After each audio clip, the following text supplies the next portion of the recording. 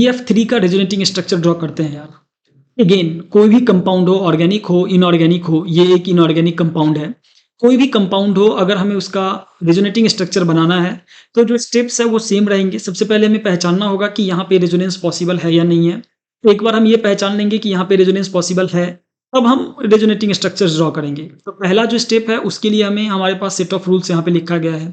जो दूसरा स्टेप है उसके लिए जो हमारे सेट ऑफ रूल्स है यहाँ पे लिखे गए हैं। जो पहला स्टेप है उसके लिए जो सेट ऑफ रूल्स है उसको फॉलो करते हुए हम पहचानने की कोशिश करते हैं कि BF3 के अंदर रेजोनेंस पॉसिबल है या नहीं है।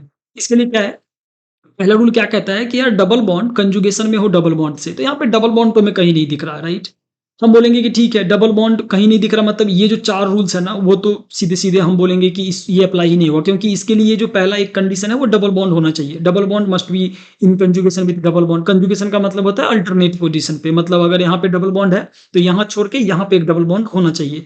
ऐसा कहीं है नहीं, इसमें डबल बॉन्ड का कोई बात ही नहीं है। डबल बॉन्ड का कोई बात नहीं है मतलब ये भी रूल एप्लीकेबल नहीं है, ये भी नहीं है, ये भी नहीं है। हम ये रूल खाली देखेंगे और हम डिसाइड करेंगे कि क्या है।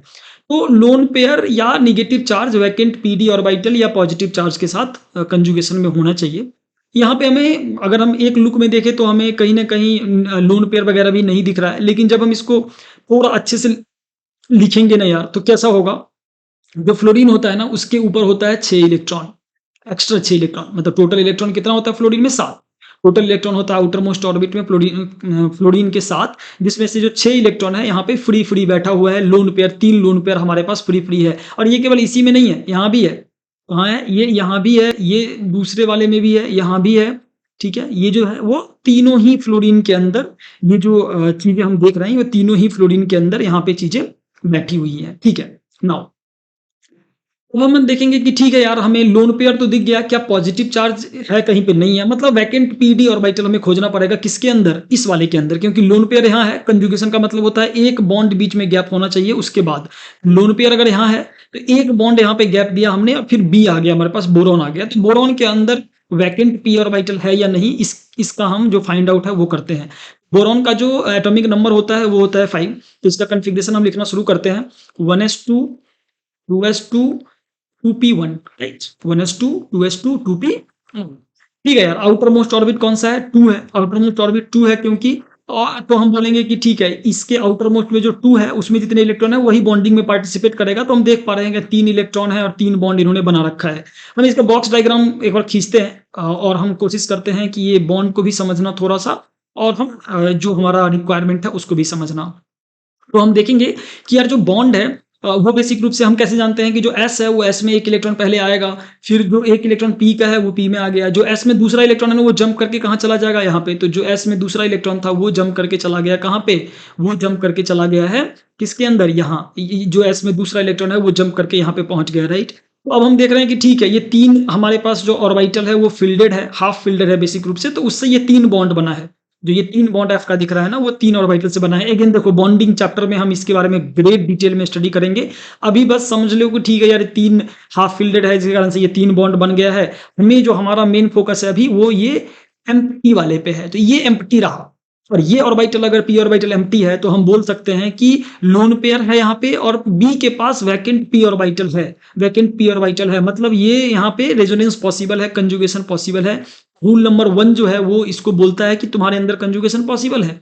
नाउ अगर कंजुगेशन पॉसिबल है तो इसका कंजुगेटिंग स्ट्रक्चर्स बनाते हैं, रेजोनेटिंग स्ट्रक्चर्स बनाते हैं। कैसे बनेगा, इसके लिए हम जो सेट ऑफ रूल्स है उसको फॉलो करते हैं। तो रूल नंबर 4 जो है वो यहाँ पे एप्लीकेबल होगा। कैसे, लोन पेयर जो है वो वैकेंट ऑर्बिटल की तरफ मूव करता है। तो रेजोनेंस क्या होता है यार, रेजोनेंस में मूवमेंट ऑफ इलेक्ट्रॉन ही तो होता है।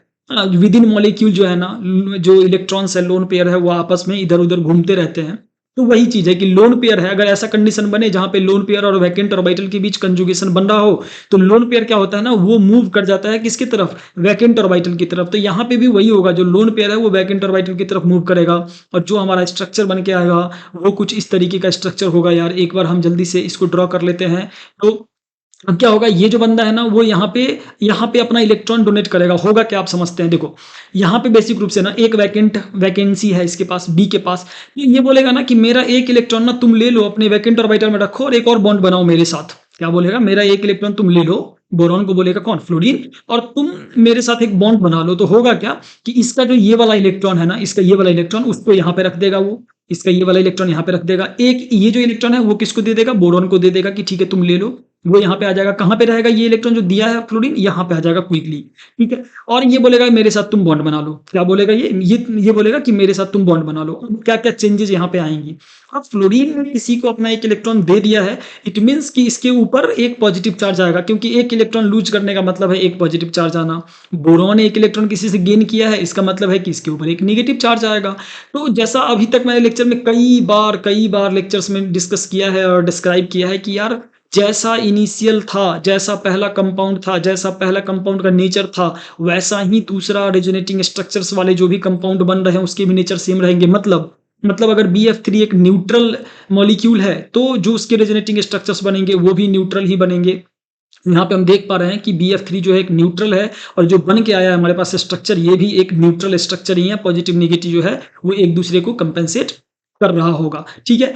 अब हम बोलेंगे कि क्या और भी कोई पॉसिबल है, और यहाँ से कोई रेजोनेंस पॉसिबल है क्या। तो यहाँ से अब क्या होगा ना कि बेसिक रूप से ये निगेटिव चार्ज है और ये पॉजिटिव चार्ज हो गया, तो ये बोलेगा ठीक है मैं फिर से तुमको वापस कर रहा हूँ तुम्हारा इलेक्ट्रॉन, और जैसे ही ये इसका इलेक्ट्रॉन वापस होगा तो फिर से ये यही बन जाएगा। ये दोनों आपस में फ्लिप फ्लॉप करते रहेंगे, तो यही चीज चलता रहेगा। नाउ मतलब दो रेजोनेटिंग स्ट्रक्चर यहाँ पे पॉसिबल है। नाउ अगर हम ये बात बोले कि यार ये फ्लोरीन और ये फ्लोरीन वगैरह नहीं पार्टिसिपेट कर सकता है क्या, सारे लोग पार्टिसिपेट कर सकते हैं यार, ये भी फ्लोरीन यहाँ पे दे सकता है। तो हम बोल सकते हैं कि ये डबल बॉन्ड एक बार यहाँ पे बना है, एक बार यहाँ पे बनेगा, एक बार यहाँ पे बनेगा। तो बेसिक रूप से जो डबल बॉन्ड है ना वो सारे फ्लोरीन के चारों तरफ में ऐसे बन के आ रहा होगा, लेकिन ओवरऑल जो स्ट्रक्चर हमें दिखेगा वो इसी तरीके का दिखेगा। कभी इसके साथ डबल बॉन्ड है, कभी इसके साथ डबल बॉन्ड है, कभी इसके साथ डबल बॉन्ड है।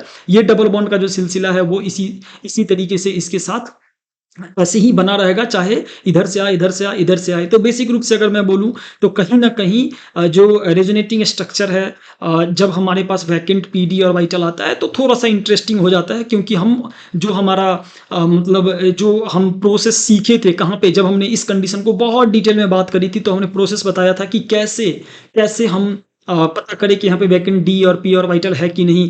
वो प्रोसेस यहाँ पे फॉलो करते हैं और फिर हम रेजोनेंस को निकाल रहे होते हैं कि रेजोनेंस यहाँ पे है या नहीं है। एक क्वेश्चन मैं दे देता हूँ यार, और मैं आपको बोलता हूँ कि आप ना इसका रेजोनेटिंग स्ट्रक्चर्स बनाना, नंबर ऑफ रेजोनेटिंग स्ट्रक्चर्स बनाना, और कमेंट करना कमेंट बॉक्स में कि यार इसके कितने रेजोनेटिंग स्ट्रक्चर पॉसिबल है, ठीक है। बहुत ईजी सा क्वेश्चन है। एसिटिक एसिड है ये हमारा, क्या है ये, एसिटिक एसिड है, और इसका कितने हमारे पास रेजोनेटिंग स्ट्रक्चर्स बन के आएंगे ये आपको कमेंट में करना है। और अगर आपको लेक्चर्स पसंद आ रहा है तो इसे लाइक करो, चैनल को सब्सक्राइब कर लो, और सबसे इंपॉर्टेंट चीज़ है कि अपने दोस्तों के साथ शेयर करो। क्योंकि मतलब शेयर करोगे तभी वो सीखेंगे कि किस तरीके से रेजोनेंस जो है वो होता है, कैसे रेजोनेटिंग स्ट्रक्चर्स ड्रॉ किया जाता है। Thank you for watching this lecture.